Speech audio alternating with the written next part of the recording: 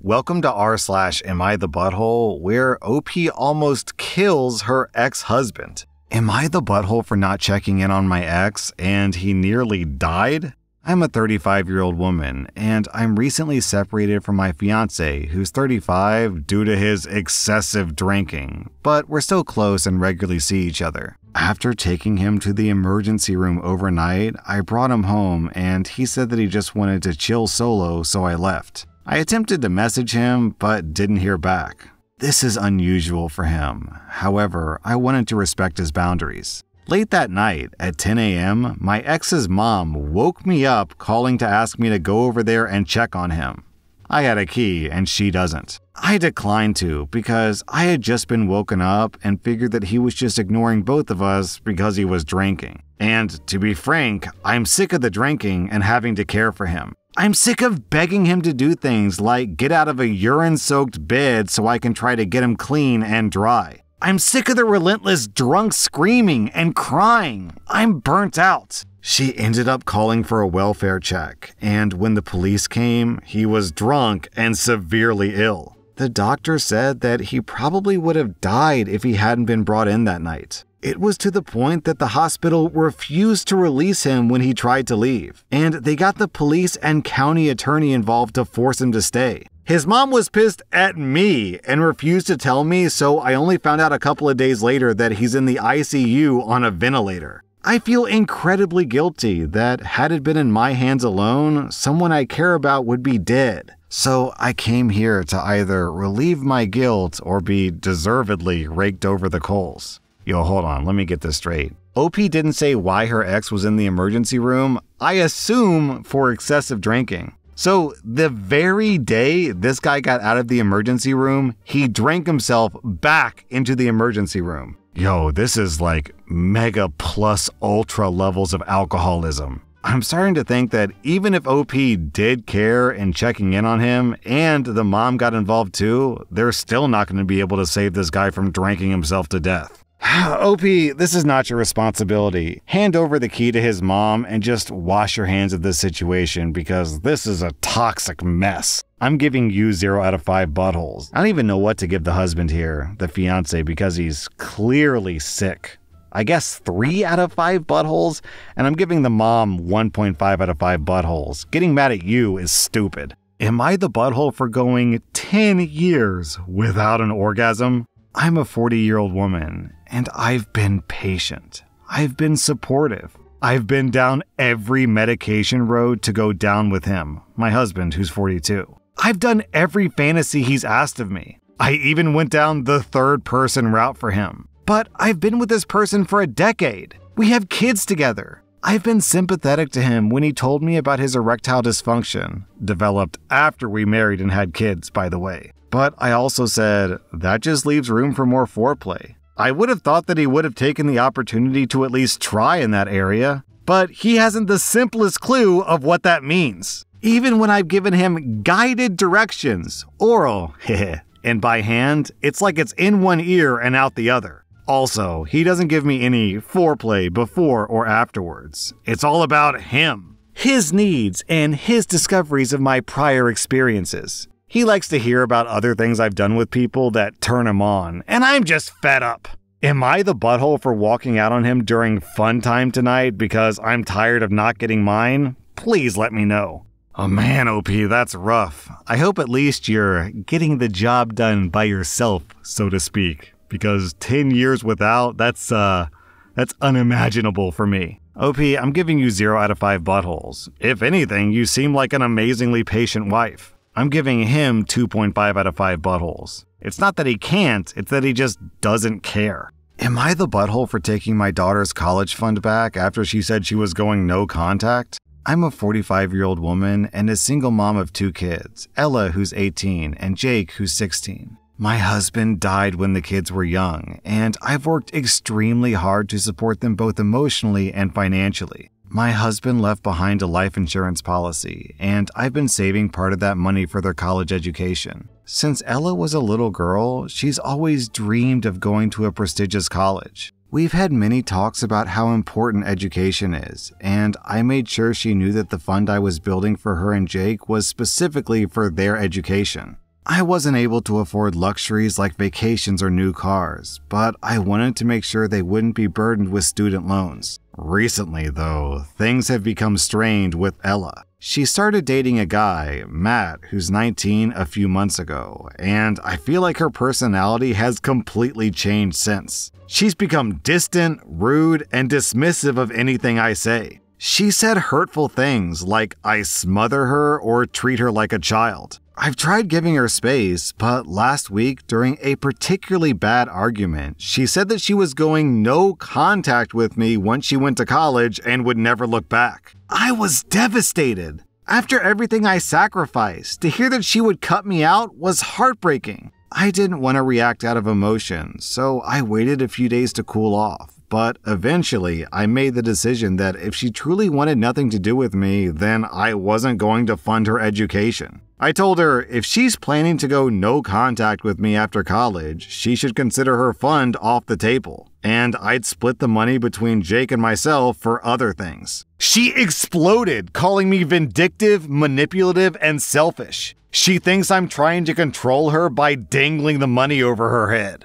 I've talked to a few friends about this, and reactions have been mixed. Some say that I'm within my rights because the money is mine and I can do with it what I see fit. Others say that I'm punishing her for her feelings and that I'm being controlling by using the money as leverage. So, am I the butthole for taking back my daughter's college fund after she said that she was going no contact with me? Down in the comments, there's a lot of speculation. Some people are saying the boyfriend are probably manipulating her, which does sound possible. Other people are saying that actually it's probably OP who's the manipulative one and she's leaving out all the abuse to make herself look better. Because if Ella suddenly decided to go no contact, there's probably a reason for that, right? So it's really hard to say what's going on here without more context. But on a very basic level, I'll just say it is OP's money and OP can spend it however she wants. So if she doesn't want to give the money to her daughter, she's well within her rights to do that. So just taking this at face value, this feels like a no butthole situation because OP has a right to withhold the money and Ella has a right to cut off contact if that's what she wants to do. However, I have a feeling there's more going on behind the scenes here. Am I the butthole for walking out of my son's kindergarten play because my wife wouldn't shut up? I'm a 32-year-old man, and today my 5-year-old son's kindergarten had a little play. It was a short story involving a bunch of bunnies, giraffes, and sheep. My son, Kevin, was one of the giraffes. I was looking forward to it all week, but I was also anxious because my wife, Claire, who's 31, tends to get very bad when we're in front of other people. She'll often become aggressive, short-tempered, and will be incredibly rude towards me. I think she does it performatively because she thinks it makes her look cool. Anyways, Claire and I arrived early to get front row seats in their small auditorium. First, as we waited, Claire began by putting her bag and other belongings on the 2 seats next to her. I had to get her to put them under her chair because other people might want to sit there. She accosted me because, "Of course I know that. I was going to move them when it got crowded." Then she began setting up a camera on a tripod on top of the seat, which would have obstructed the view of anyone else behind us. Luckily, one of the teachers there asked her nicely to take it down. Unfortunately, this put Claire in a foul mood, and I knew that she would be taking it out on me eventually. The performance started, and our son did a great job. But he had a little giraffe hat on with a cord to go under his chin, and he put the cord in his mouth during the play. Claire would simply not shut up about this. As all the parents took videos, she was constantly saying things like, "I told him not to chew on it," and "Kevin, take the cord out of your mouth." I could tell other parents were getting irritated with her because her voice was getting on their video of their children. I lightly suggested in a whisper, "Hey, other people are taking videos. I don't think Kevin can hear you anyways." Claire did not take this well. She began loudly ranting to herself. She would repeat things like, "God, I want him to shut the F up," and mock my voice, "Kevin can't hear you." Over time, she gradually got louder and louder. Finally, when I was pretty sure Kevin's part in the play was done, I stood up and walked out and waited in the car. Claire and Kevin came out 20 minutes later. She opened the door and immediately began tearing into me about abandoning her and Kevin. When I responded that she was embarrassing me, she began sulking and ranting about how she's such an embarrassment to her family. I don't know what I could have done better. Should I have handled this differently? Yeah, get a divorce. This woman sounds insufferable. So you're telling me every time you two go out in public, your wife puts you down and criticizes you? Why would anyone want to be married to that? I say that if she hates you that much, just give her what she's asking for and leave her. OP, I'm giving you 0 out of 5 buttholes. I'm giving your wife 2 out of 5 buttholes. Also, as a father to a 3-year-old, if my daughter did that whole like putting the cord in her mouth thing, I would find that cute. It's like an adorable little like, haha, look, this is so funny. She's a young little kid, instead of disrupting a play and cursing at a kindergartner's play. Huh? Am I the butthole for not inviting my father because he disowned me after knowing that I wasn't his biological child? Almost a decade ago, my dad found out that my mom cheated on him with another guy years ago through my mother's sister. Back then, my mom and aunt weren't on good terms, so she told dad everything. My parents fought over this, and dad filed for divorce. We all got DNA tested, and out of the 3 kids, I was the only one who wasn't his. It felt so bad to know that your dad who raised you for almost 16 years wasn't really your dad. That didn't feel as bad as him kicking me out of his house when I was begging him not to. I wished I could just kill myself when he disowned me. My mom went into a depressive state and would just spend all day in bed and would just get up to use the toilet. My grandparents lived in a different state, but they did everything they could to make our lives better. I needed to come home from school, do all the chores in the house, and tend to my mom and check on her. I did everything that possibly could be done to make sure we lived. I would ask my mom who my real dad was, but all I got was screaming or to be hit. My siblings and grandparents from my dad's side tried to make things right between me and my dad, but he wouldn't budge. Apparently, I was just a reminder that my mom cheated on me and nothing else. I remembered my 17th birthday when no one else remembered. I cried to the point where I didn't have any tears left. Even when I graduated from high school, only my grandmother came. Why didn't my feelings matter to anyone? Why was I supposed to endure this? After I returned from my graduation, I told my mom that I was leaving if she doesn't tell me who my real dad is, and this time she did tell me who he was. I met him after finding where he lived, and I discovered that I have a half-brother and that my real father was a widower and a doctor. He didn't know I existed, or the fact that my mom was married. It took us time, but we built a bond, and he helped me get through college, and he even walked me down the aisle. He even got my mom some help, and I'm forever grateful to him. Well, currently, I'm a 26-year-old woman, and I was married to my lovely fiancé last week, and I didn't invite my ex-dad to my wedding. He tried to contact me before the wedding, but I don't want anything to do with him. My siblings and grandparents from my ex-dad's side say that I'm wrong and that he wanted to come and make things right. But I don't want to make things right. He had the right to abandon me, so I have the right to do the same.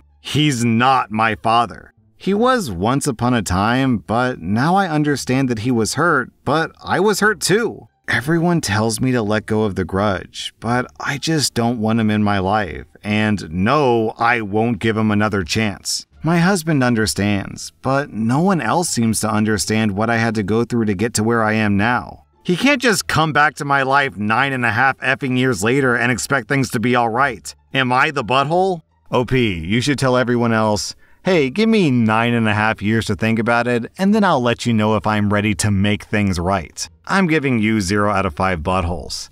I don't really know what to give the dad here because, that's a level of pain and betrayal that's hard for someone to fathom if they haven't gone through it themselves.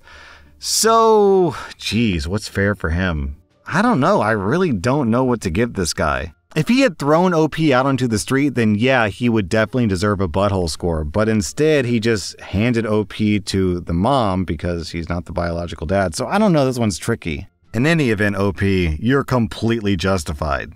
Am I the butthole for barging into an office and telling them to make their kid stop opening our office door? So I work in an office building with different offices on each floor. Every afternoon, one of the ladies in a different office brings her kid and allows him to run up and down the halls, constantly opening and closing our door. Yesterday, I effing had enough. I opened the door just as he slammed it, and I yelled at him to stop effing opening and closing our door. I then barged into their office and told them that I didn't know whose effing kid that was, but they had better make him stop opening and closing our effing door. I then filed a complaint with building management. This morning, apparently, I'm the talk of their office. That's her. That's the lady. Yes, it's effing me, and maybe if you weren't such a useless turd of a parent, maybe your kid wouldn't have gotten yelled at. This kid is at least 7 or 8 and should be taught some common courtesy. I work in a law office while they're nothing but effing telemarketers. Yeah, the thing to consider about this post is it's possible that OP's job involves clients. And just imagine how unprofessional it would be if you go to a lawyer's office and then in the middle of, talking about how you were assaulted or something and you want to sue someone, some 7-year-old snot-nosed kid comes in, opens the door, and then slams it on you. It's just super unprofessional, so OP is 100% justified here. I'm giving OP 0 out of 5 buttholes. I'm giving the bad mom and the bad kid 1.5 out of 5 buttholes. That was rSlash Am I the Butthole, and if you like this content, check out my podcast where I publish the exact same episodes. Also, hit that subscribe button because I put out new Reddit videos every single day.